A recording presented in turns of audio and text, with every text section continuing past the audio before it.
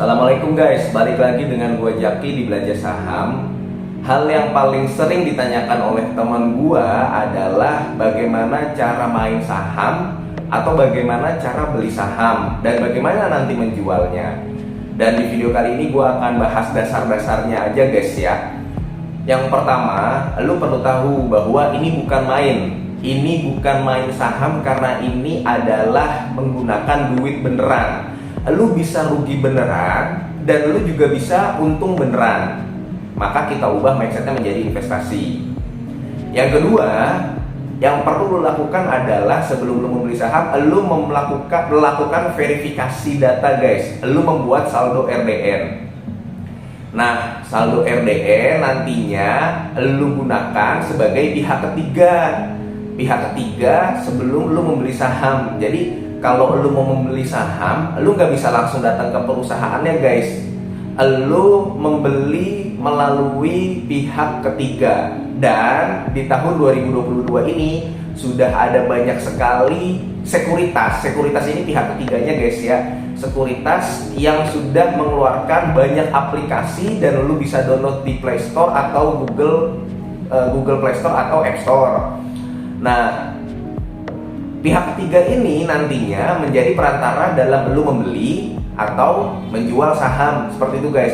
Jadi prosesnya lu verifikasi dulu, bikin saldo RDN atau rekening dana nasabah. Prosesnya sama kayak lu pernah verifikasi dana guys, dana atau OVO dan aplikasi-aplikasi atau metode-metode jasa keuangan, karena lu akan foto KTP, kemudian lu akan menyerahkan data diri lu, lahir tahun berapa, dan itu nggak perlu khawatir guys, karena pastikan lu menggunakan pihak ketiga atau sekuritas yang memang sudah terdaftar oleh OJK.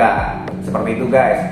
Itu yang kedua, lu perlu melakukan verifikasi dahulu, verifikasi data sehingga lu punya saldo RDN. Nanti duit lu dimasukkan ke saldo RDN, dan saldo RDN itu nanti bisa digunakan untuk membeli sebuah saham.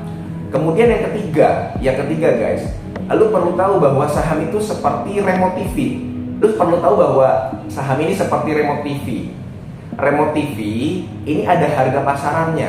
Harga pasarannya misalkan Rp4.000. 4.000 guys ya. Nah, akan ada orang-orang yang ngebit ini artinya mau membeli di harga 3.900, di harga 3.800, di harga 3.700, 3.600 dan 3.500. Namanya orang mau membeli berarti dia akan menawar serendah mungkin untuk kepentingan dia guys. Harganya memang 4.000, tapi yang mau membeli banyak yang berada di bawahnya. Seperti itu guys. Itu namanya bid atau yang mau membeli remote ini. Kemudian ada yang namanya offer atau as. Nah, ini harganya 4.000 seperti yang kita bilang. Ini remote harganya 4.000, tapi ada yang mau menjual di harga 4.000, kemudian 4.100, kemudian 4.200, 4.300, 4.400, 4.500 dan seterusnya guys. Nah, ini namanya offer atau as. Ini adalah orang-orang yang ingin menjual, seperti itu guys. Jadi lu perlu pahami bid atau offernya.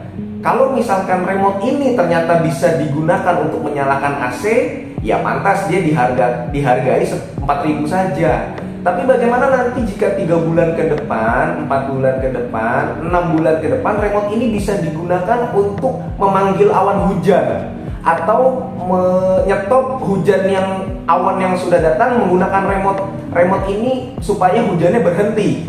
Berarti harganya udah bukan 4.000 lagi guys. Ini harganya udah 6.000 guys, karena kegunaannya sudah bagus.